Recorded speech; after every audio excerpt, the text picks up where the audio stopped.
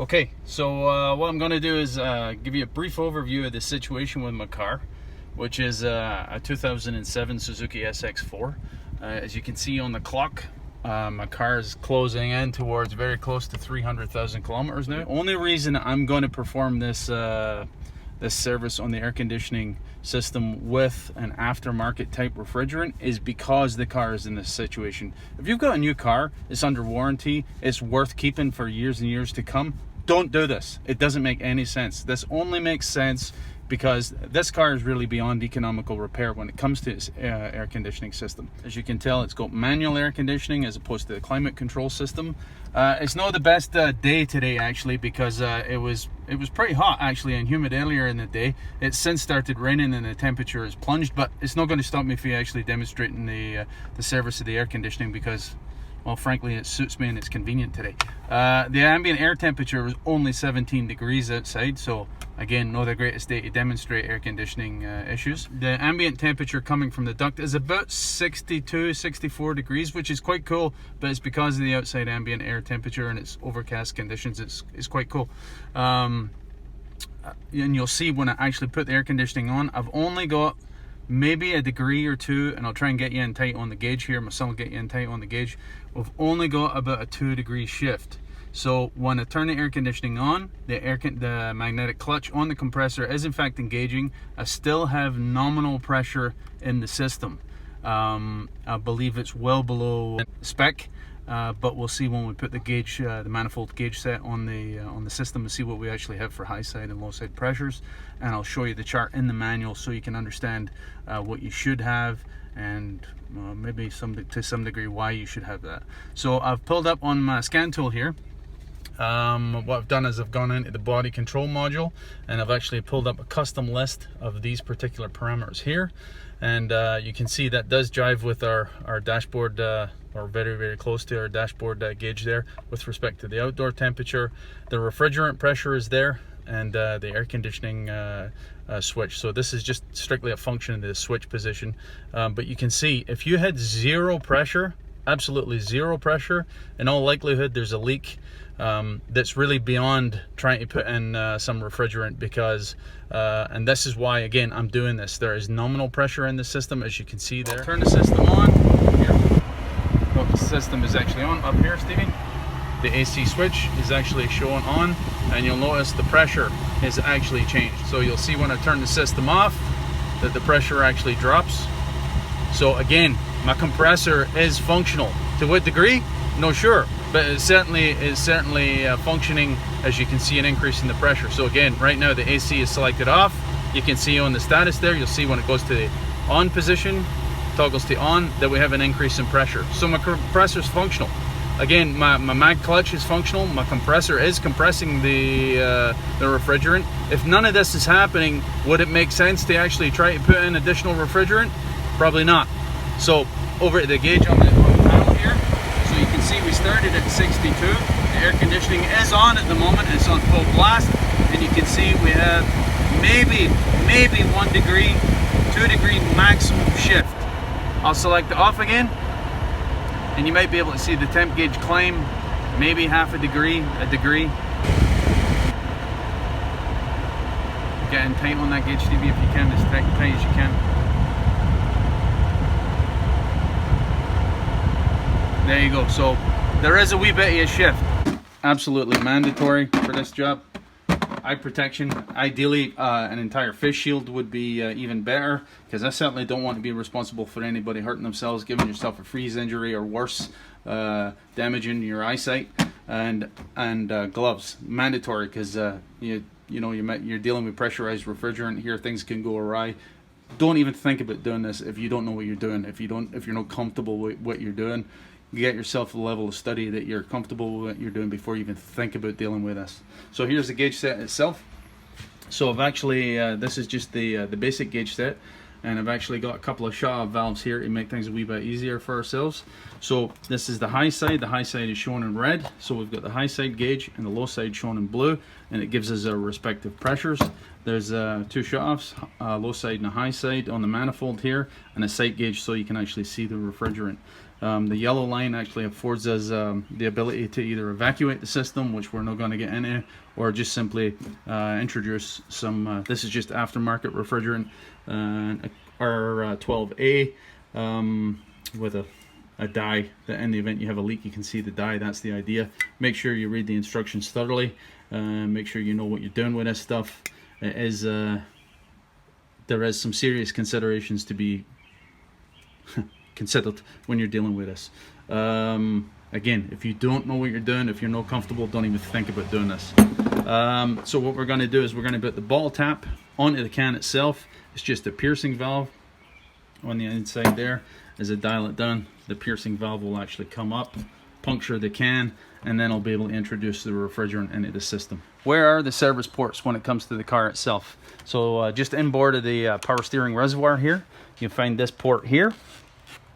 And if you can get right on top of it, Stevie, from this angle, you'll see there's an L on it. This is the low side of the system. Let me take the cap off. There's a Schrader valve on this, so all you're doing is removing the dust cap, basically. But you want to keep it because there is, in fact, a little O-ring in there in the event the Schrader is leaking to any degree. Take a note of this, the size of this fitting here. This fitting is a different size from the high side. So the idea is that you cannot well, anything is possible in this world, but the idea is that it would make it extremely difficult to get your hookup connections incorrect, because the blue fitting for the low side is one size, and if we move over to the high side fitting, so that's the return from the evaporator. So down here you'll notice just up the line, but basically coming straight up from the compressor, just shy of the condenser coil, this is the high side, and you'll notice there is delineated with an H for high side on this. So again, just the dust cap. Did you hear that? So there was a wee tiny bit of pressure there. Who knows how long it's been since that took there. So there's the high side. And get it from the side, Stevie? Yeah, that's so you can see it in profile a wee bit. And this is, I can assure you, it's the larger of the two fittings. It might not be too visible on camera, but it is distinctly different in size, making it, the idea being it is physically impossible to get your low side and high side connections incorrect. Okay, so everything is closed on the system. All the fittings are all closed, all the valves are closed. These valves are actually open, that is to say the needle valves, because on these there is actually needle valves that actually depress the Schrader, or needles inside the coupling that depresses the Schrader once it's in place. So I'm just going to put these in place. So everything is still a tight system. Nothing is pressurized with respect to the service lines. On the service line, on the gauge set side of things, there is no pressure at all, okay? So I'm just going to hook up here. So make sure, of course, that the needle is retracted, or the depressor is actually retracted, and it should just pop right on the fitting. He says. Okay, there we go. So that's on, and again, it's the depressor is wound back, so there's nothing happening at it. So that's connected. Give it a wee tug, make sure it's good. Sound, okay. Over to the high side, Stevie. So this is just storage on the gauge set over at the high side here. So again, make damn sure that your depressor is actually retracted. Hold the back side of the line, pull the collar back, pull the collar back.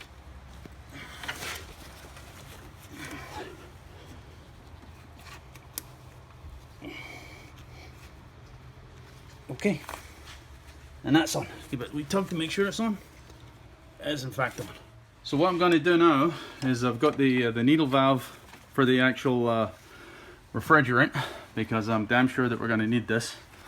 I've got it actually attached, and again the needle is drawn back. I'm going to thread the bottle onto the valve.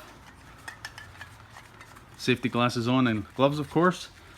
Okay, so the bottle is now attached. So if I dial this needle valve down, what I'm going to do is pressurize the system. Make sense? Okay. So because the two valves are actually closed, Stevie, it's only going to pressurize up to the valve and no actually beyond the line there. Again, does that make sense? So I'm dialing down the needle to pierce the bottle. I could hear the bottle there. I could hear the surge in the pressure. Open it up. And then what I'm going to do is I'm just going to come to the gauges here. Open up these a wee bit. Again, this is just bottle pressure, right? I'm just opening them a tiny bit and then I'm going to shut them again, and I'll show you why in just a second. So again, this is cut off. So down to the, what I'm going to do is just crack this line a wee bit here, Stevie, okay? Let me see, where's the light? Just going to crack this line a tiny wee bit. Okay, I could hear it. I could hear the refrigerant come out there. You probably couldn't see it, but I could hear it. And the idea is we don't want any air in the system, right? We're purging all the air at the lines with refrigerant. Make sense? Mm-hmm. Okay, we'll go to here. Same thing. Get in close so the mic can maybe pick it up, Stevie. Good? Okay. So at this point in time, again, we aren't actually interfacing the high or the low side on the car because these valves are still actually closed. The shredders are not being depressed. So we're not interfacing with the car. This is strictly the refrigerant purging the air at the system. So from here on in, if you learn absolutely nothing for this, do not touch that valve. Make sure that closes that remains closed the entire time. The refrigerant is only serviced through the low side. Can you imagine what would happen if you put 300 pounds of pressure on it in this can?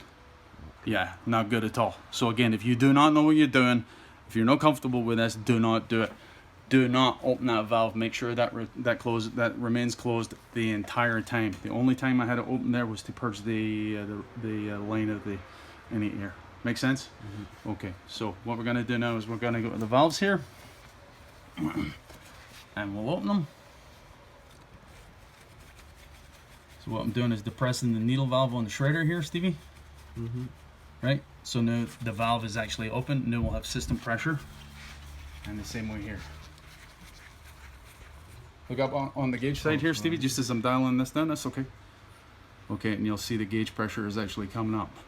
So with the car actually shut down, if the compressor is not running, Stevie, does it make sense that both gauges should be reading about the same pressure? That's to say the system will balance, right? Mm-hmm. If you let it balance for any, notice here that the pressure is reading about 75 psi, and then on this side it's also reading about 75 psi. So that makes sense. So what do we know for this? We know that the system is no empty. We know that there is some residual pressure in the system. So does that make sense? Mm-hmm. Okay. So, and again, these valves are closed and the lines were purged. So what we're reading now is this is the car.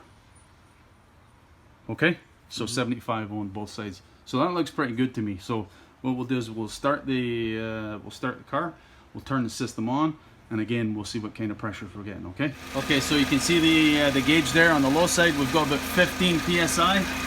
Guess refrigerant must have heated up a wee bit. We've got a wee bit an increase in pressure. We've got 15 psi. As I said, just over 100 on the high side, low side, and high side. So what I'm going to do is open this valve here, Stevie. What we're going to do is introduce some refrigerant through the manifold into the system, into the low side of the system. Does that make sense? Okay, so we're going to open this valve. Yeah, let me just hold there, right?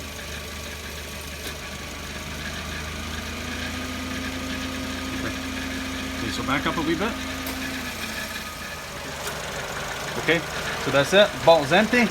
Up to here, we'll shut the gauge. No longer a need for that. So we'll watch the system cycle here now. So you'll see the pressure come up as the compressor cycles here, and then it drops back down. So now we're achieving a pressure on the low side. We'll wait for the compressor A gauge. And when it's running, you can see we're coming up to around just under 40 psi, something like that. And you can see that our high side pressure has gone up. We've got, when the compressor is not running, we've got a pressure of about 170 psi there now, and we're up to about 150-ish. So we have an increase in the pressure on the two gauges. Okay, so let's go in and see what the duct temperature is on the car. Oh yeah, there we go. That makes sense? Okay, so you can see we have a significant decrease in the duct temperature. So come here for a second, Stevie. Okay, so what I'm going to do is turn the fan speed up, and I'll turn the air conditioning off. Watch the duct temperature rise.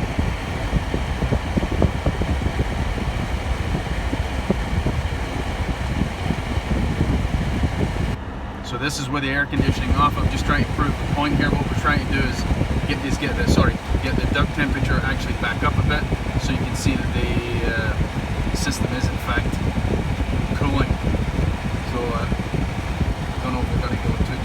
above that, so 50 degrees with the air conditioning off. Again, the outside temperature is 17 degrees, so it's quite a cool day.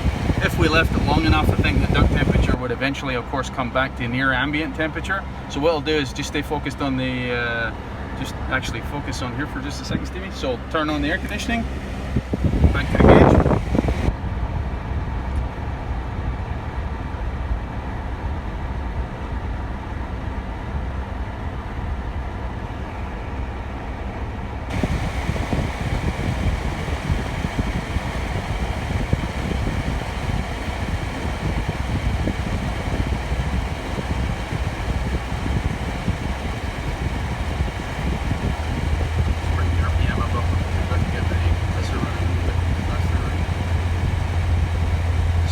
See, we're getting a temperature that's close to 40 degrees at the duct now. On the scan tool, Stevie. So you can see that our refrigerant pressure has actually gone up significantly from our start point. Bottom line is we do have some reasonable cooling actually transpiring. We've got shifted a bit. I think that's close to 20 degrees now. So I hope that all makes sense. Again, if you do not know what you're doing here, if you don't have some idea what you're doing and you're confident in what you're doing, do not do this. I do not claim to be an air conditioning expert by any stretch of the imagination, but I'm comfortable enough that I can perform this function, I think, in reasonable safety. If it didn't, I wouldn't be doing it, and I certainly wouldn't have my son anywhere near me if I felt that wasn't the case. So I'll show you the, just as a closing note, I'll show you the charts with respect to the pressures. Okay, so this chart actually gives you an idea how the air conditioning should be performing. Okay, because of humidity, specific heat situation. If you don't know what that means, Google it. Basically, your air conditioning is going to have to work a great deal harder depending on what the relative humidity is.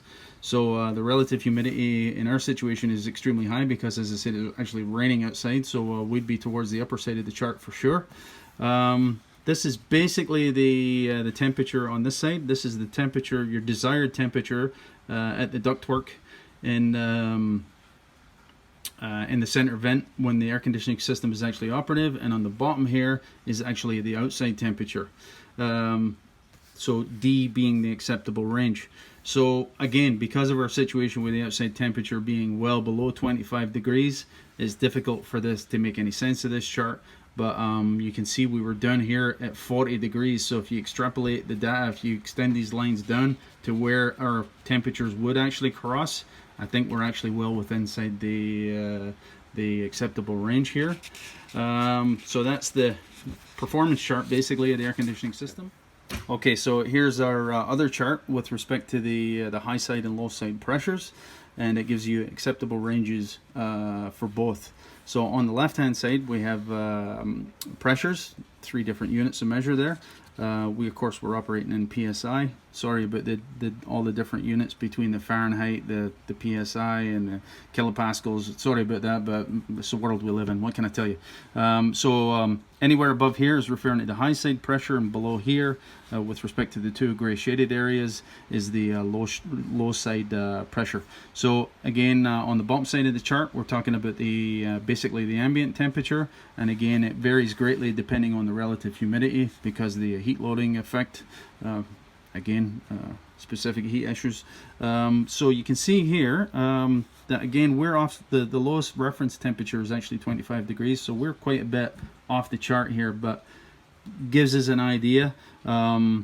If you look at the video again and go back and take a look, I think our high side pressures were what, 150 psi ish, something like that.